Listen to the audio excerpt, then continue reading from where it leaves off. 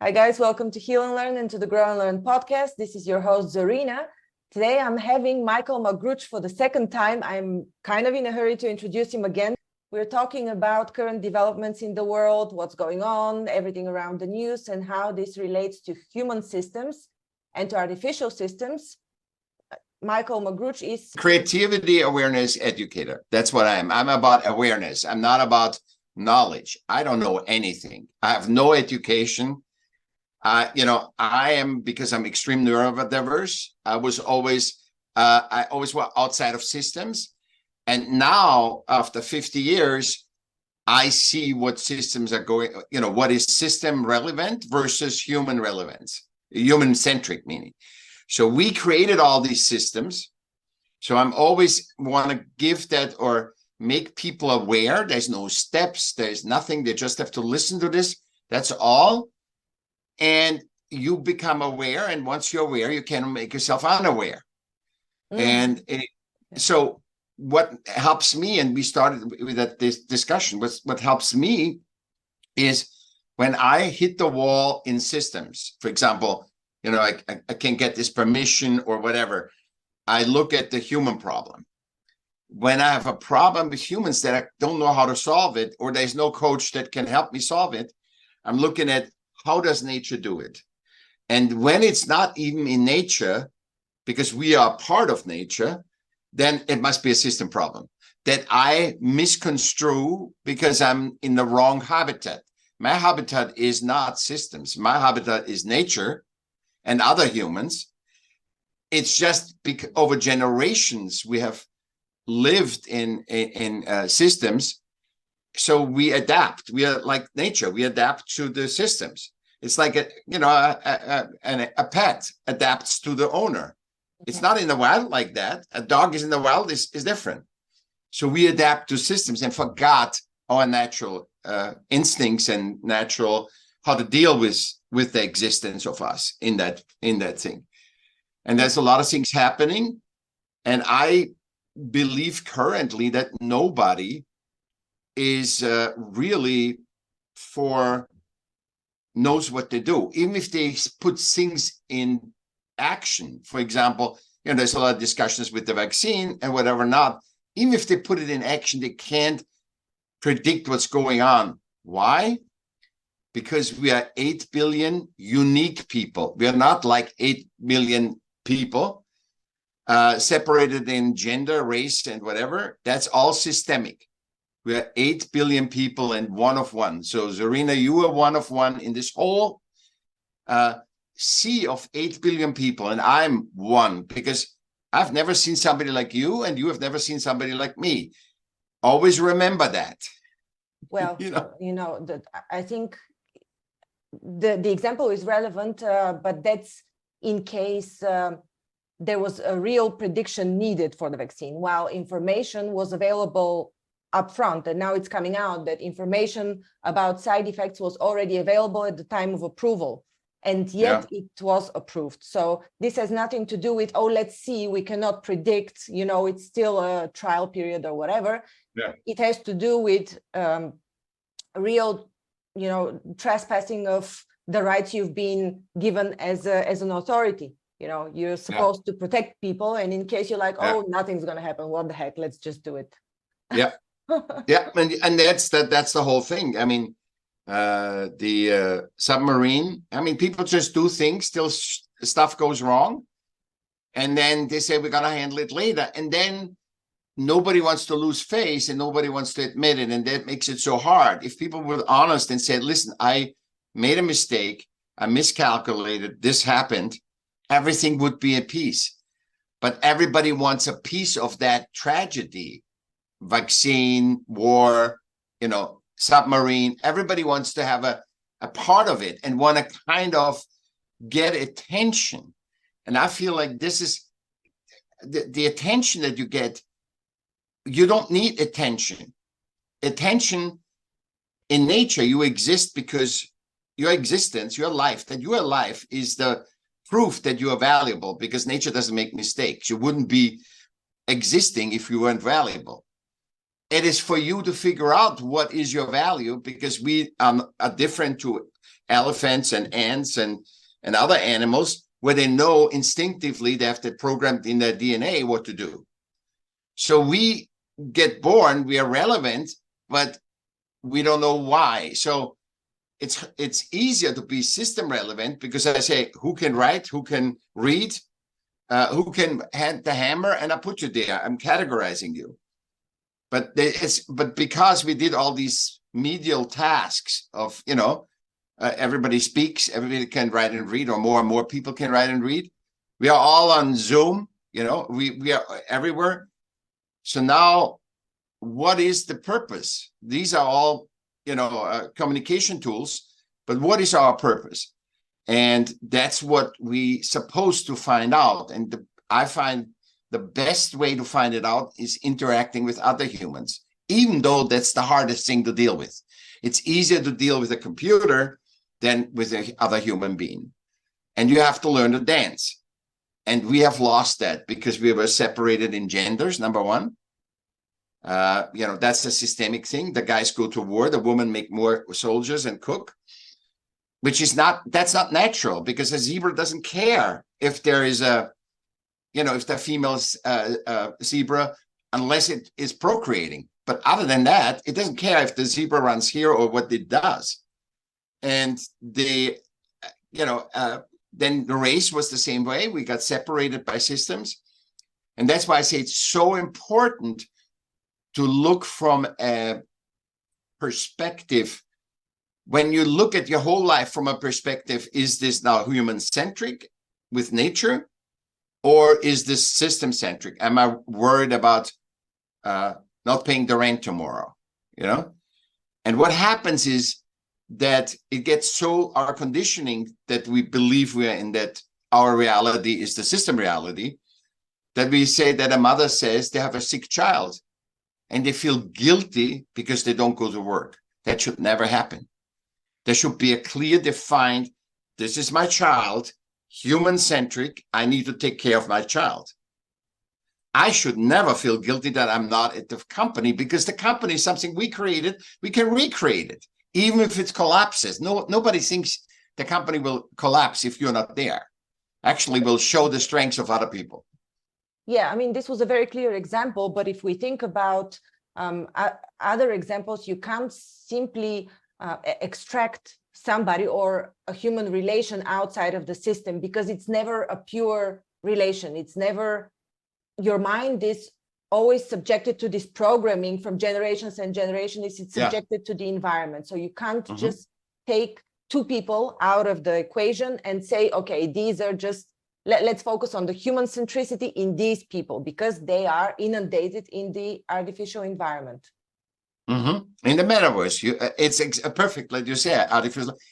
We are already in the metaverse, and the metaverse didn't work because people can't even navigate correctly, because there's only very few super system navigators. They're like chess players, like Elon Musk, Jeff Bezos.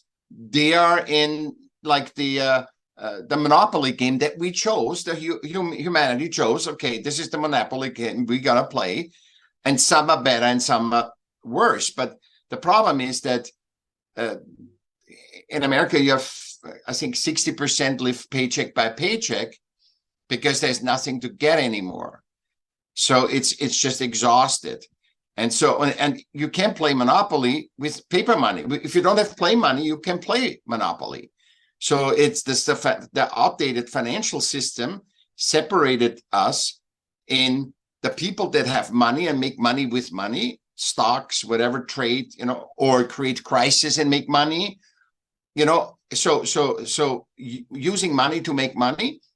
And those that don't have it, they pay paycheck by paycheck, and they're sacrificing their whole life for just how to survive. I think we talked about, we touched on the topic of survival without money last time, and it was whether it's CBDCs, all kinds of digital currencies, or fiat money, it doesn't really matter. The fact is you're a part of the system. So exactly the way to, I mean, you can't entirely get out, or you could, but the first thing you need to do is food sufficiency. Unless you can survive with water, food, shelter, you're smoked meat. So But I'm not advocating, Zarina, I'm not advocating to live without systems. I'm just saying make the systems human relevant, not humans sacrificing for systems. Okay, so here's my other question. Can you make something really human relevant if it's not the natural way? If humans are not in touch of nature, in touch to nature and taking care of their own food, because everything that is like organized supermarkets, deliveries, everything is already artificial systems. So your mere dependency on food delivery is already an artificial system. Yeah, So, but how many people are aware of that? What you just said, how many people are really aware of it? They never think about it. They just live day by day by day, getting the deliveries of food, getting their things done. I'm saying if you are aware of this, you can be still dependent on something, being aware of it. You can, that's why I'm saying it's like, it's the unconscious thing. Oh my God. For example, in dating systems, the dating apps, they're running now 15 years or so, and people find out that, like all systems, they promote only the successful and never say how many are not successful. And so, because the system is based on financial principle, you need to make money. So they twist the truth, they spin the truth, they keep things secret. And so people find out. And, you know, they made a research on and interview all these people, and they said, oh my God, I don't know. You know, the young people that have started in the last 15 years dating through an app. They said, I don't know how to approach it. I need that app to select, to be me, to connect with another human being. They're incapable of, like we are. We say, hey, Zarina, I like you. Oh, you're a great person, you know, blah, blah, blah.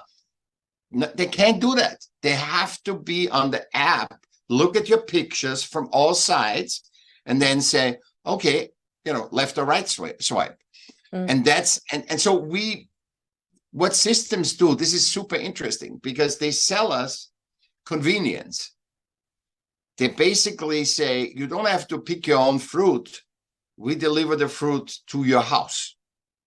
That's right. But what you were talking about in terms of the dating apps, it has to do more, or with the deliveries, it has to do more with the mental awareness. So, or spiritual awareness, but awareness in itself. But this still doesn't make me independent of the system. As long as it defines my actions, and it does, because I still go to the supermarket, I am still in the artificial system, although I'm aware. Yeah, but I'm not saying you should go out. I'm just saying you should be aware. Awareness makes you change automatically. If it's now, or if you know that your husband is crazy, right? And the first time you really see, after 10 years with him, you grow as far as say, oh my God, my husband is crazy. Now, you're not going to say, I'm living another 10 years with that person.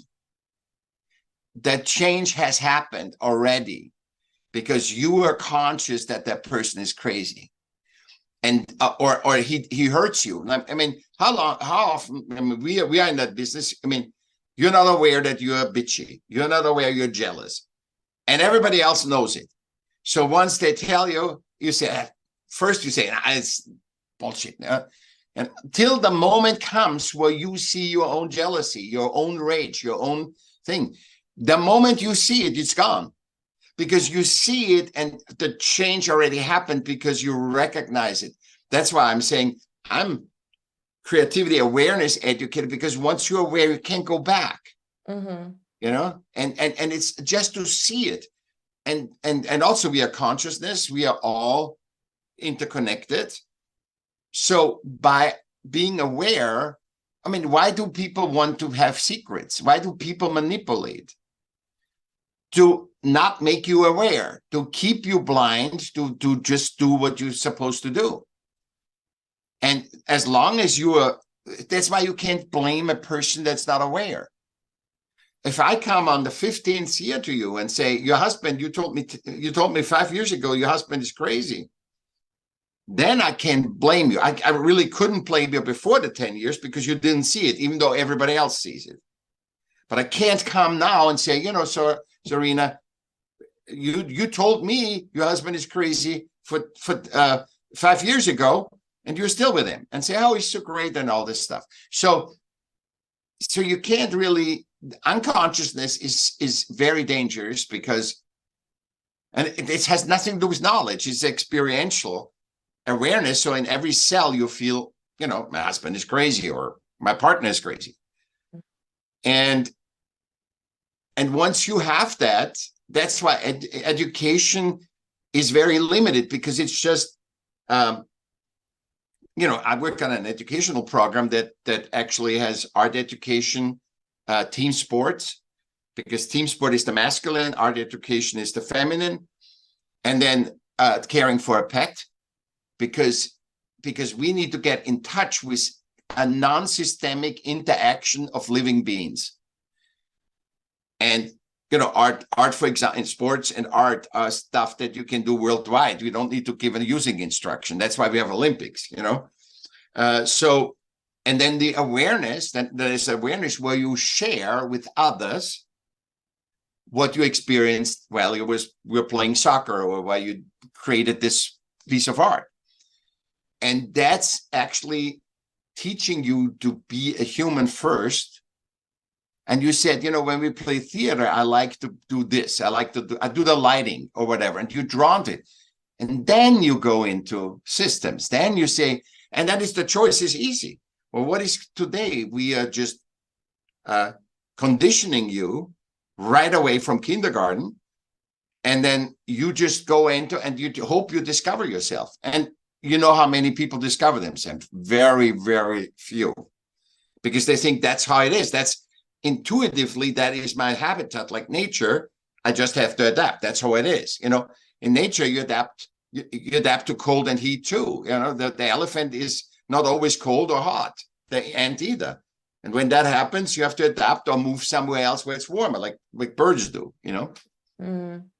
Well, when you say discovering yourself and being on purpose earlier in our talk, I was thinking it's not really about, in nature, what kind of a purpose can you have? You just have natural talents that you express. It's not like you have a specific purpose. Your specific purpose is to just enjoy life and enjoy nature.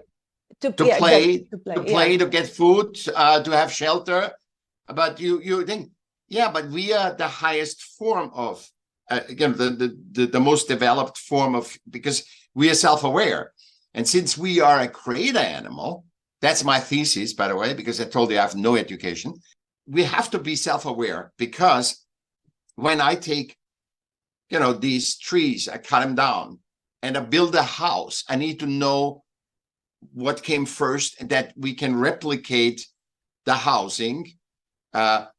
Whatever we create in art, you look at how a sculpture is done, and you need to reflect on that. An elephant knows he eats that instinctively, and it's just being. He's playing around, have some fun, have some fight. But the fights in nature, have you seen? The fights are not endless. The fights in nature just, boom, dominance is established and it's gone. Both see the dominant. And who is, okay, that's why the leader in nature, differently to the C-level in companies, is constantly challenged. It's constantly challenged. If leaders had a life like wolves have, they would hate to be a leader. But people in systems are so distorted in their conditioning that everybody wants to be a leader. Every worker, nobody says, I want to just be a good smith. I want to be just a good computer engineer. They settle for that. But if they could, they would be a leader. Why? And this is the big dream for AI, that they do the shitty jobs for that systems, to fill out the forms. That's the big dream of AI, that it does all our stuff. But without knowing ourselves, what does that do? It doesn't do if we don't have to work. We have already had computer revolution, and we work 8 times as much. The output per person with the computer and the cell phone is 8 times, 5 to 8 times as much as it was before computer and cell phone. Well, so how much more time do you have? I don't have more time. How much more money you have? I don't have more money from that, thing. I don't make more money. I don't make more time. I don't have a more relaxed and joyous life. with computer. The plan of this specific artificial system is moving in consort with a few other narratives. One of them is the universal basic income, and the other one is the virtual environment, like those goggles, whatever it's called. Yeah. So yeah, if theoretically, if AI takes over these menial jobs, the people will have enough money with the universal basic income to sustain their bodies, and will have enough entertainment in the virtual reality to entertain their minds. So Beautiful it's all future. thought about. Beautiful future. But it's this is the plan. All three narratives are moving in consort. Yeah. Have you ever heard anybody that asked the question, what is AI doing for us human-centrically? Can AI literally help us to find who we are? Not how system relevant, where we fit into systems, but how human relevant is AI? Meaning, can it help you to define yourself, the one of 8 billion? Can AI make you aware? No, it can't. It just does a better job in whatever is written and whatever is thing. I can read books. I don't, then I have an AI that make it short. Yeah, but actually nobody can help you define yourself. It's your own task. And it's your own. Yeah, and how can you define yourself to begin with if you're in an artificial world? Zorina, you graduated. That's how it is. That we give me a certificate because I'm in an artificial system. Yeah, no. You become inefficient, and you become self-shaming. See, the problem is the experiential knowledge that you get from navigating in the system is the following. You can be exchanged. Perfection is a totally inhumane thing, but in systems you make it no mistakes. A mistake is actually in nature. There is no mistakes and failure, and all these things are condition us to saying we are not good enough, because basically making mistakes, not being perfect, not feeling every day good, not being able to sleep, not be able to relax and enjoy life so that you can reset, that you can actually digest the day. Like, it's like saying, Zorina, after this talk, I'm going and have another 10 of those talks. I need to digest that talk, because it's not I'm giving a lecture, it's you and I doing a dance. It doesn't matter who talks more, but in that dance, there's so much going on that we have no idea what's going on, And you need that sleep, you need that rest, you need to just look at nature to see that. And Marianne Williamson wrote a great piece, and she said AI is going to look now if you actually you're on the phone with 15 people, and it looks now how productive you are when you look after talking to 15 people in a row, right? A phone service, and you look outside in the nature because you have a tree in front of the thing, and you just digest, just to download it and upload it, what you experienced. And I think she's right on point. It's like, we are not human-centric. We become humans supposed to be perfect, supposed to do this, no mistakes. And I wrote this article, and we can add it to this episode about failure. And I work in my whole, because I'm an artist, I work in my whole life in hospitality. And the greatest thing is in hospitality, it's all, you shouldn't make mistakes. But because it's all about human, there's a lot of mistakes that constantly happen, from the guest dropping something to you not, doing it always the same, because food is a living thing. So it's always massive. And the best restaurants are not the best restaurants where you walk in, everything is perfect, and you leave. The best restaurants is when stuff happens, and you're all the waiters and everybody dances around that mistake. So if you drop a glass, everybody starts clapping. How you humanly dance with your mistakes and failures and I love integrate that. and integrate.